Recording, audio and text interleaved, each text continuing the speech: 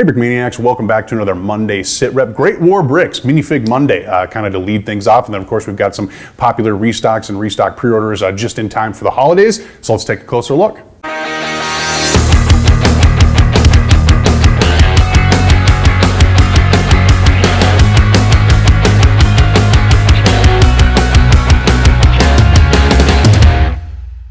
Okay, so we're going to kick off this sit rep with our restock pre-orders. Most of these back for the holiday season because they haven't been seen on brickmania.com for a while. So we'll start with the Kiowa Warrior. So this is the OH-58D, which is the modern version of the light armed reconnaissance helicopter. It does come with 2 minifigures as well as a bunch of printed elements. A little tough to see because it's an all black helicopter. But if you look closely, you can see that it's full of awesome little greebles, etc. Plenty of cool things going on here, not to mention that awesome machine gun hanging out the side. And then the crew of 2 with those 3D printed helmets as well. I love this helicopter. So this was kind of like what we could do license-wise when we weren't able to, still aren't able to do the Little Bird in kit form anyways. And so this was missing from the Brickmania inventory for quite a while, just kind of that smaller, friendlier price pointed helicopter that also came with all the deadly looking awesomeness of kind of a night attack helicopter with this all black look here. So this was a very popular initial release, and Dan put quite a lot of time into it. You can see there's lots of, it's just very accurate ultimately. And I love the windshield design. For as many angles as are going on in this kit, it is very sturdy and swooshable. It's definitely one of those kits that's fun to play with. And then as you can see, there's some cool printing, some cool artwork that Slam has kind of decked this thing out with. So definitely a kit that pretty much anyone who has any passion for modern military would enjoy receiving this holiday season. So definitely one that I think is good to be back for the holidays. Moving on from there, that's kind of exactly how I feel about this MASH helicopter as well. So this is a John Canepa build, kind of an update that Dan helped with a little bit as well. This is obviously very, very iconic for more reasons than just the show itself, but into the war as well.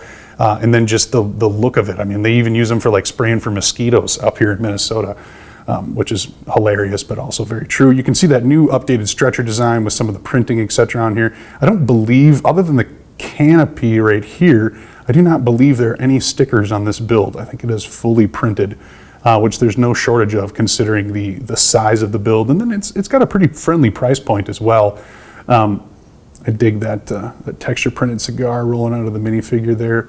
This is a very mock ready piece. You don't need to add much to this to be able to have it, kind of ready to do an airbase mock or to do, a MASH mock. There's plenty to work with here. So definitely one that too is priced well enough to the point where it can be kind of an introductory level kit for Brickmania. And boy, it's definitely a fun enough build to where once you see it come together, you're kind of like, all right, I'm hooked. This is this is a lot more fun than your standard Lego build. And what I get at the end is also much more satisfying because look at this thing. So both of these helicopters next to each other, I think are just awesome. I know that personally, if both of these were to arrive under the tree come, December, you wouldn't hear any complaints from this guy. That is definitely for sure. And then moving on to our final pre-order. This is the Type 95. I always get confused with the 89. This is the Type 95 Hago, which is a light Japanese tank. Got some cool printing on the front there. No stickers on this model, I believe. It does come with the updated tanker minifig as well. And then once again, just kind of an example of one of those kits that has been missing from our online inventory for quite a while. So we wanted to make sure it was back in action for the holiday season to make sure we cover all our bases and people can get their hands on what they want. So there you have it. That is the rundown for all 3 of the restock pre-orders back on brickmania.com. All right, and real quick here before we jump into our Minifig Monday, we're taking a look at the UTV and the 7.7 centimeter FK96NA, which is a German World War I field gun, which is perfect actually because we have the World War I German Infantry V2 along with that Stormtrooper back for Minifig Monday. And then the UTV works great because it's awesome. It's sweet. Talk about a perfect Brickmania stocking stuffer kit because you can customize this thing any number of ways. Obviously, you can see it's got a little clip there for added brick arms, and you can mount them in the back as you got a little space. And There's the sticker to add some detail to the edge there. Otherwise, it's just a solid little kit, very much so in that sandbox category, and positioned for, I mean, 2 guys at the very least, plus some in the back. And you can probably even modify it to have more hanging off. I've seen some people turn into the extended versions of this. Of course, we also have the ground mobility vehicle available too, but this is definitely the more compact side of things. And then for Great War bricks, got to have that field artillery back. Some of my favorite World War I mocks have been all field artillery based, either that or, obviously the trenches. But just some of the amount of men that it took, the amount of soldiers that it took to crew these field guns in World War I was just absolutely absurd. So it's interesting to see some of these just like 7, 8, 9-man crews even surrounding these field guns and doing their thing. So it makes a cool mock, and obviously you got those brick arm shells, etc., that can bring some motion and some life to your World War I creations. But there you have it, both of these straight restocks on brickmania.com. All right, and for our final segment here, it is Great War Bricks Minifig Monday. So we have the World War I Italian Arditi, the World War I German Infantry, this is the V2 version, the German Stormtrooper, and then that Gewehr 98 with bayonet, all of which is back on brickmania.com. So I got Landon in studio with me, and we're taking a little bit closer look at these figures because, believe it or not, the World War I German Infantry has not actually been available standalone. It was available once as a bundle with the Gewehr.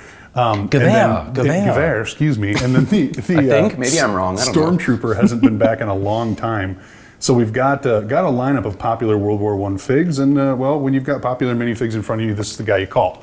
I guess, I hope so. Mm-hmm. So I haven't seen these figures in a while, so this is kind of cool. This is a little bit of a throwback almost. It's been a bit. So it's nice to see that these are coming back. Yeah, let's start with the World War I.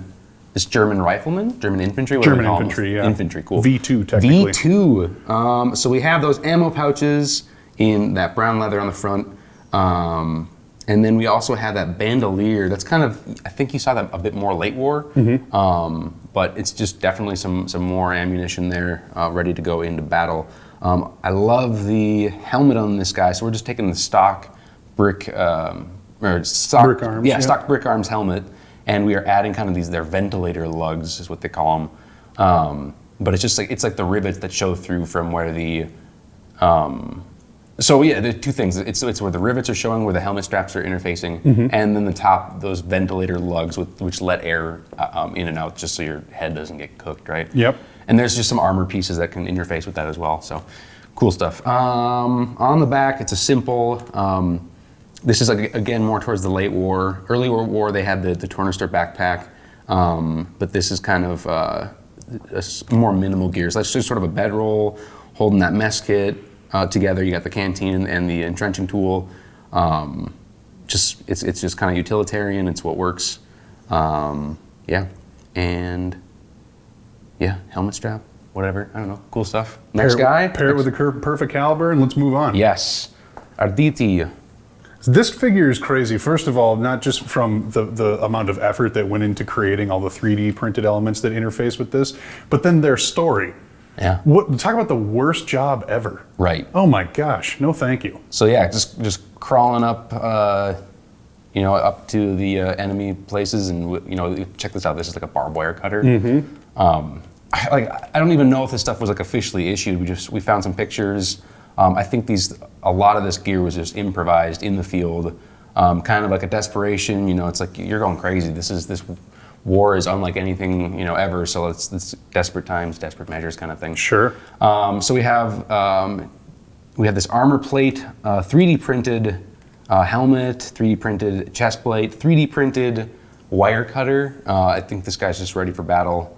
So these guys the saying is, Olivatoria tutti occupati. I was just about to say, yeah, right. I probably slaughtered that, but it's either, what is it? It's roughly translated, it's either we win or everyone dies, something like that. All or nothing. All or nothing, very much so. So yeah, this is, I thought this was an interesting piece, so. And just a very unique one to have in your collection. I Absolutely. mean, it's not like a lot of people are making more Arditis. Yes. All right, and the Big Kahuna. I think this is the one that everyone's been super excited to have back for many, many reasons. And I'm going to let you tell me what those reasons are. Awesome, yeah. Oh man, where to begin on this guy? Again, it's I haven't seen him in a while, so. Well, that's an over-molded brick arm, correct? Yeah. That's a cool place to start. What is that, MP18? Is that what that is? I'm blanking on I'm that. actually not 100% sure now. I feel bad. Sorry, brick Very late maniacs. war, machine pistol there. It's a cool weapon in and of itself, and as brick arms form, it's like even cooler. Yeah, I agree. That clip is incredible. Yeah, the little snail drum magazine. It's got that's even like dual overmolded. Like Will did a phenomenal job on that. One of my favorite pieces of his. That's so cool. Let's check out the base here. So this is kind of an oddball one for back then, and it's cool that we're bringing this back. So there's some texture printing going on there to simulate mud, some bullets, some dirt, rocks, grime. It's a cool display, like base, like a pedestal, you know. So this one's awesome. I have one of these guys sitting out on my desk. The minifigure got the boots are splattered with mud. You know, that kind of interfaces with the base nicely. We got the reinforced knee, like just kind of knee padding, or just I don't know if it's like a fabric reinforcement. The armor on the chest, that lobster plate armor, I think they call it lobster armor or something like that. But that was just a really intense up close fighting.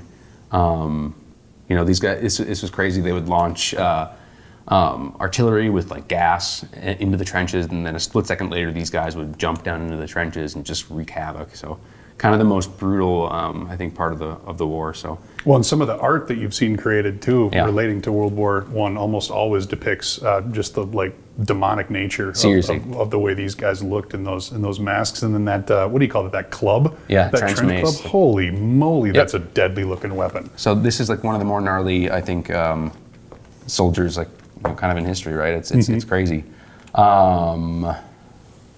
And how do you transition back to the figure? You know, it's like, dang. Gas mask, right? So that's, again, it's like, World War I, that was kind of one of those just key elements, I guess, of World War I is just the use of gas and those eyes. Yeah, like just total craziness, And then helmet there, you got the skull and crossbones on top of there. So badass. It's a crazy piece here, so yeah. There you have it. Quite the lineup for Great Absolutely. War Bricks Minifig Monday.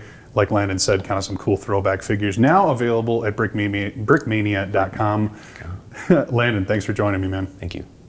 All right, so that will do it for your rundown here on a Monday. Remember that the prize for the 1941 mock contest was announced in the Friday sit rep, so if you haven't seen that yet, go back and watch it. Otherwise, remember those submissions are due on December 7th. That's when we will wrap that up, so that should be fun. We're looking forward. We already have a ton of submissions, so we'll find some time to go through them and then hopefully have a winner set before the holidays finally arrive. Otherwise, that will do it for the Monday sit rep. Thank you all very much for watching.